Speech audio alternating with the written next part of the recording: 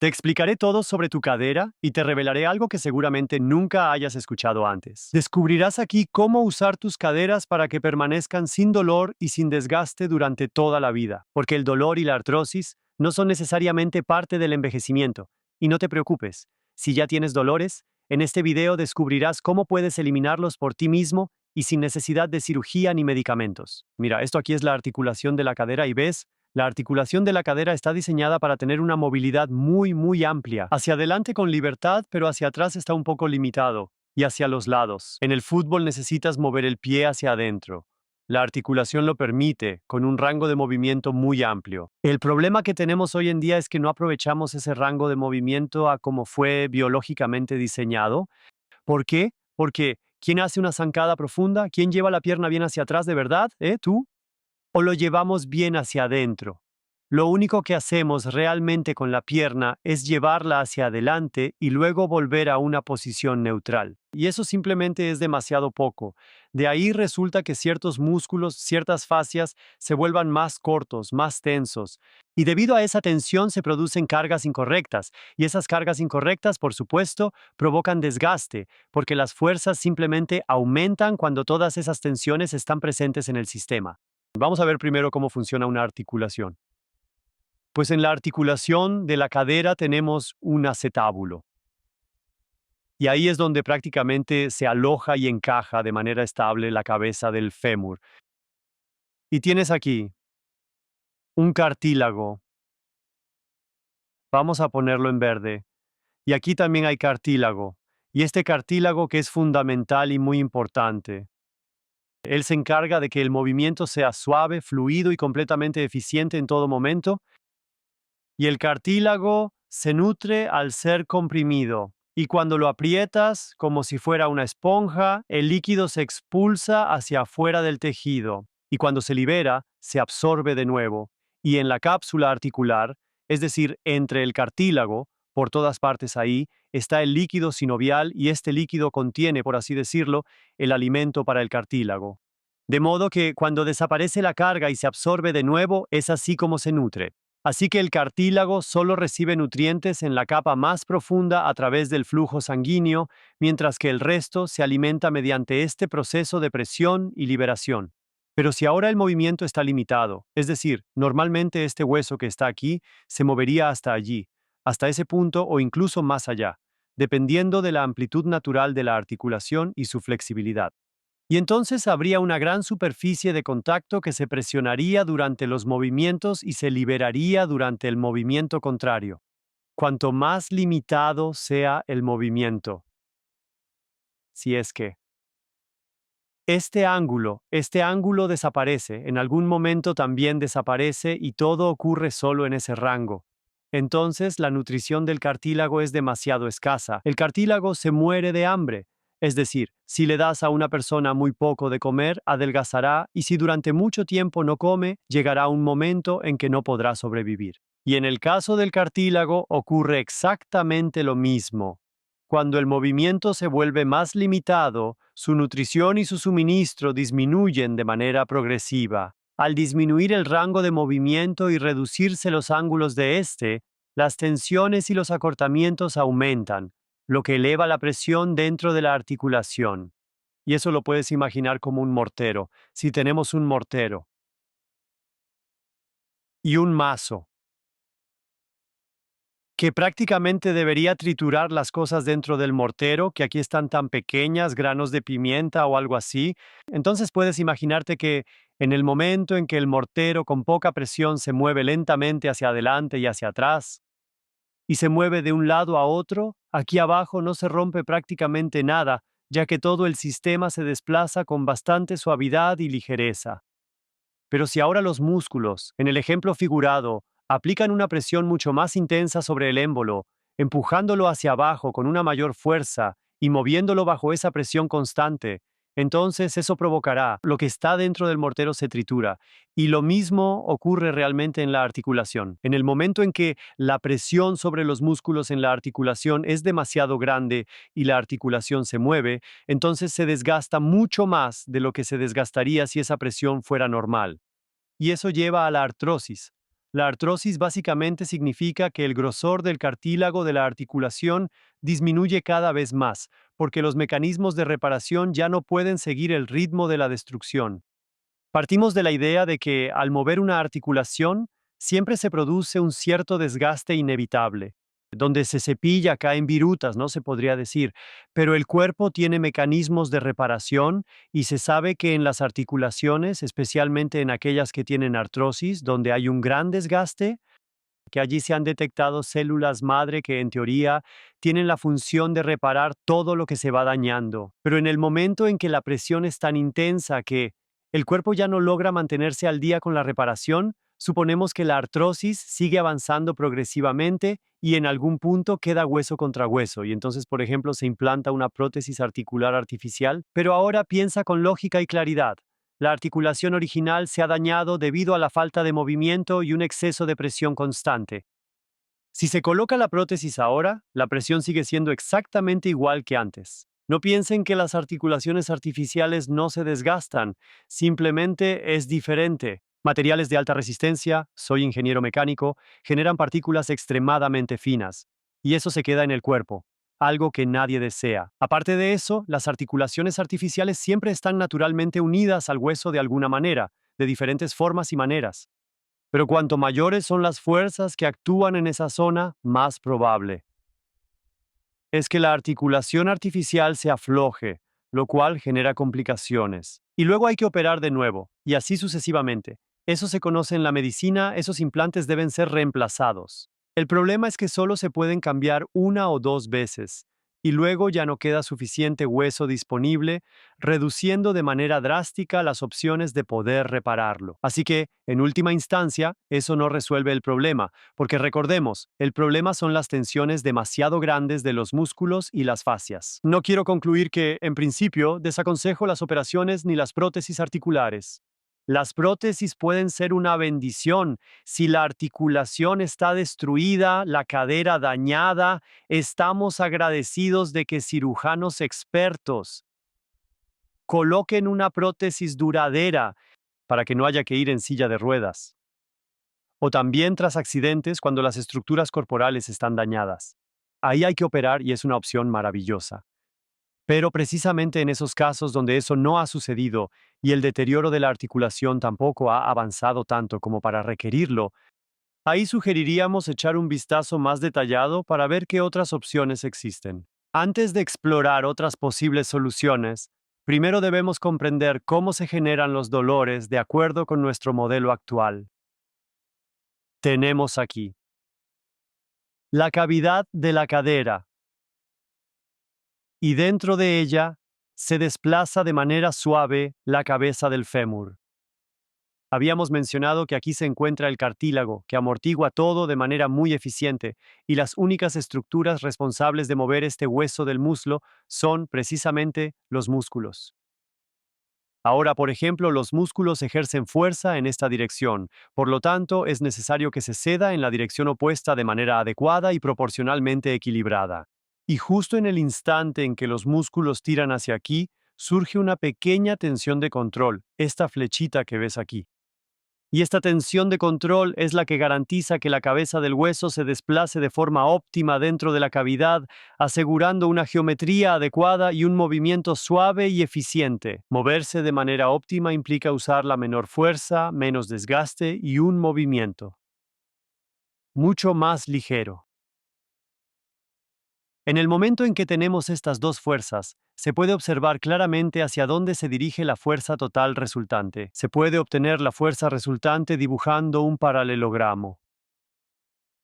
Y al hacerlo, se observa que la resultante apunta un poco hacia otra dirección, algo que es completamente normal. Y el cuerpo lo calcula de manera completamente normal, de modo que llega con su movimiento al lugar que desea.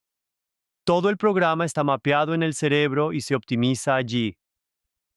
Si la persona se mueve menos durante un periodo prolongado y no lo compensa, ejerciendo una fuerza cada vez más intensa sobre los músculos, entonces a esta tensión de control se le añade una fuerza que, por así decirlo, se resiste a soltar por completo. Si este lado resulta ser demasiado corto, no suelta y tira en contra.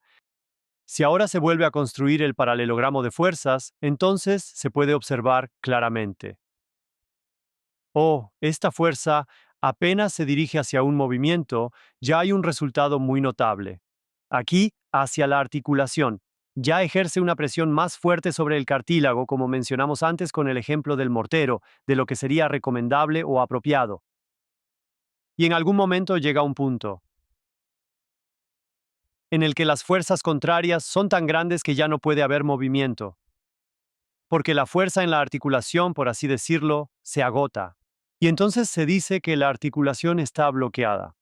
Una situación realmente complicada porque la persona prácticamente ya no puede mover su pierna en absoluto. Durante todos estos procesos, y hay que dejar claro que la presión en la articulación cada vez es mayor, durante todos estos procesos el cuerpo mide lo que ocurre en la articulación, con innumerables receptores.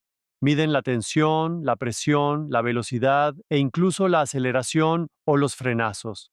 Y todo eso, toda esa enorme avalancha de información se procesa en el cerebro y el cerebro extrae conclusiones de ello. Y nuestro modelo incluye ahora la siguiente situación. Si el cuerpo calcula que, debido a todos estos acortamientos, la fuerza que entra en la articulación, lo que naturalmente también aumenta el desgaste, de lo que normalmente sería, como hemos discutido antes, el cuerpo en algún momento nota con una cierta fuerza, con una cierta resistencia. Ahora la fuerza es tan grande que la destrucción en la articulación excede sus capacidades de reparación.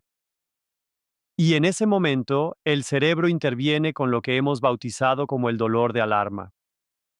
Y el dolor de alarma que voy a representar aquí con una flecha gruesa y roja, el dolor de alarma tiene como objetivo evitar que el desgaste sea demasiado grande, que la articulación no se dañe. ¿Por qué? Entonces el ser humano no podría sobrevivir. Esa es, según nuestra experiencia, según nuestra convicción, algo así como integrado en el cuerpo. Por lo tanto, reiteramos, el movimiento es insuficiente, se generan tensiones, fuerzas demasiado grandes. Por un lado, se provoca desgaste debido a esto, y por otro lado, se produce este dolor de alarma. Y lo que es absolutamente crucial entender ahora bien, voy a trazar una línea gruesa, es que toda esta área sobre la que se trata el dolor es que el cerebro proyecta el dolor, por así decirlo, hacia donde la persona reacciona en consecuencia y deja de realizar un movimiento específico para evitar molestias adicionales. Para evitar daños, eso es un proceso que el cuerpo activa de forma natural. Y el otro proceso es lo que ocurre dentro de la articulación misma, en su estructura interna. Y estos dos procesos están completamente separados entre sí, al menos en la mayoría de los casos. Lo sabemos porque hay un montón de personas que padecen artrosis, pero no llegan a experimentar ningún tipo de dolor. Esto llega hasta el cuarto grado, es decir, hueso con hueso. Incluso en los casos más severos de artrosis, hay personas que no sienten dolor, y esto lo hemos presenciado cientos de veces a lo largo de los últimos 20 años, con el cartílago completamente desgastado, la estructura totalmente dañada, pero sin dolor alguno. Y eso es algo realmente fundamental a considerar para evaluar qué beneficios podría aportar una operación. Porque si el dolor por el cual se realizan la mayoría de las operaciones, si ese dolor no tiene nada que ver con la artrosis o solo en casos muy, muy raros, entonces sería bastante, muy importante probar si hay algo de cierto en eso. Y la prueba en realidad es bastante sencilla. Se eliminan y se normalizan las tensiones excesivas que, según nuestro modelo, son las principales causantes del dolor. Y cuando los músculos dejan de tirar tanto y el dolor disminuye o desaparece por completo, eso significa que la artrosis, que sigue estando presente en la articulación, no tiene nada que ver con el dolor. De lo contrario, seguiría doliendo. Y volviendo de nuevo a la artrosis. Habíamos dicho que avanza porque, al moverse, se ejerce una presión cada vez mayor, como el mortero, que utilizamos como ejemplo, lo que provoca un mayor desgaste del cartílago, cuando puede ser reparado, debido a la presión. Pero no olvidemos, antes habíamos hablado sobre la alimentación. Y ahora imaginen que el fémur realiza movimientos muy amplios y extensos dentro de la articulación, con una gran libertad y amplitud de desplazamiento. Entonces, la superficie de contacto está prácticamente en toda el área del cartílago. Eso significa que, en un movimiento amplio, al llegar a todos los ángulos extremos de vez en cuando, el cartílago también se comprime bien en todas las áreas. Desechos fuera y completamente liberados, nuevos nutrientes dentro. Cuanto más se limita el rango de movimiento, menos se comprime y se libera todo el cartílago de manera regular y equilibrada en todas sus partes. Es decir, la nutrición disminuye. Y estos dos efectos son un callejón sin salida total para cualquier articulación, porque entonces aparecen dos factores: la presión excesiva con el efecto de fricción del mortero y el rango de movimiento limitado, lo cual reduce aún más la capacidad de nutrición del cartílago. Ambas cosas juntas llevan a que el cartílago se desgaste y se muera de hambre. Y eso es precisamente lo que observamos en una gran cantidad de personas mayores que con el tiempo van desarrollando más artrosis y experimentando mayores dolores. Y todos piensan que es normal, aunque en realidad se debe a estos efectos. Y aquí también es importante destacar que la alimentación, por supuesto, juega un papel enorme. Se trata de la alimentación del cartílago. ¿De dónde proviene? De lo que nosotros comemos. Y ahora se puede hacer una reflexión muy sencilla. Si al construir una casa se compran los materiales en una tienda de bajo coste, la calidad del resultado final no será la óptima ni la más duradera que se podría llegar a alcanzar. La estructura no durará tanto, no aguantará igual, no será tan buena. Si quiero construir una casa que realmente aguante, también consigo materiales perfectos. El material perfecto que conseguimos es la comida que ingerimos. Y esa es también la razón por la que Petra, mi esposa, que es médico especialista en nutrición, dice: por favor, tomen principalmente plantas, coman a base de plantas y hagan algunas excepciones de vez en cuando, no pasa nada. Pero una gran parte de la alimentación debería basarse en plantas, porque contienen sustancias que, a su vez, aseguran que la nutrición del cartílago sea mucho más de calidad y por eso el cartílago puede sobrevivir mucho mejor. Y además, hay otro papel importante de la alimentación. Cuanto menos tensión genere la comida, tensiones musculares que aumentan el tono, mejor.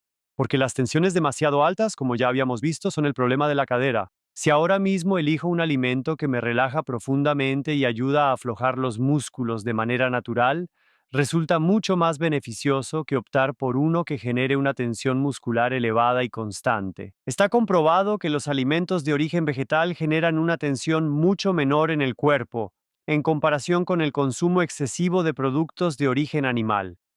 Y por eso es una razón más. Sobre todo, les había prometido a aquellos de ustedes que ya tienen dolores que les mostraría caminos para solucionarlos. Y la solución surge de lo que he explicado.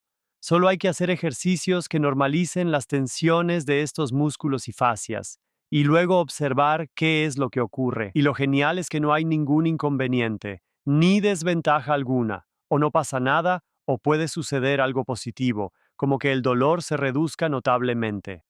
Y sabemos, gracias a 38 años de experiencia, que en la mayoría de los casos, estas tensiones excesivas de los músculos y fascias son realmente la causa de la mayoría de los dolores.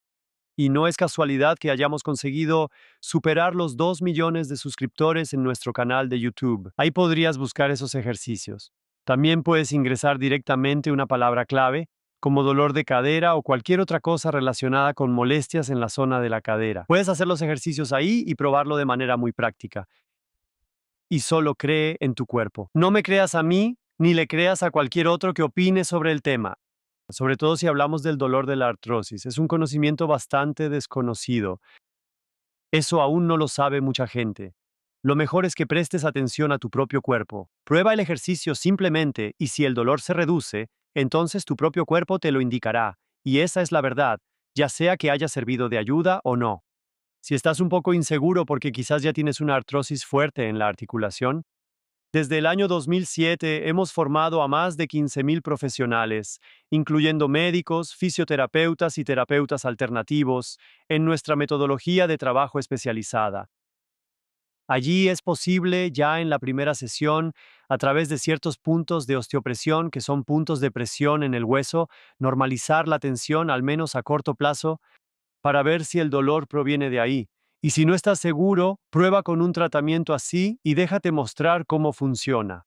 Y la terapeuta o el terapeuta también anota los correspondientes ejercicios al mismo tiempo. Y además, por favor, simplemente lee los comentarios. Los tenemos en la app como testimonios en el canal de YouTube o en otras redes sociales. Léete lo que hay ahí. Entonces verás lo que cientos, miles de personas han escrito sobre lo mucho que les ha ayudado. Y es clave que tú también vivas estas vivencias y al final, Zrenia compartas con los demás. Entonces, eso es muy, muy importante, que cuanta más gente posible lo descubra. Este conocimiento debería incluirse en todas las clases escolares y, como muy tarde, en los estudios de medicina, en la formación de fisioterapeutas y también en la de los naturópatas. Porque la gente tiene que aprender cómo ayudarse a sí misma, porque en la mayoría de los casos es súper fácil, solo hay que saber cómo y hacer los ejercicios específicos para esos dolores específicos. Entonces, te das cuenta, la autoayuda juega un papel muy, muy importante para nosotros. A través de ejercicios propios que tú mismo haces, que ves en internet y luego simplemente los imitas, o en nuestros libros que hemos escrito, los imitas. Así te ayudas a ti mismo y puedes observar el resultado de inmediato, sabiendo con claridad qué es lo que funciona mejor. Y para que puedas revisar todo con calma, porque he explicado muchísimo, muchos detalles, aquí abajo en los comentarios puedes descargarte un archivo PDF donde puedes verlo todo tranquilamente de nuevo y formarte tu propia opinión. Y lo genial es que incluso puedes imprimirlo, tenerlo siempre a mano y guardarlo donde quieras.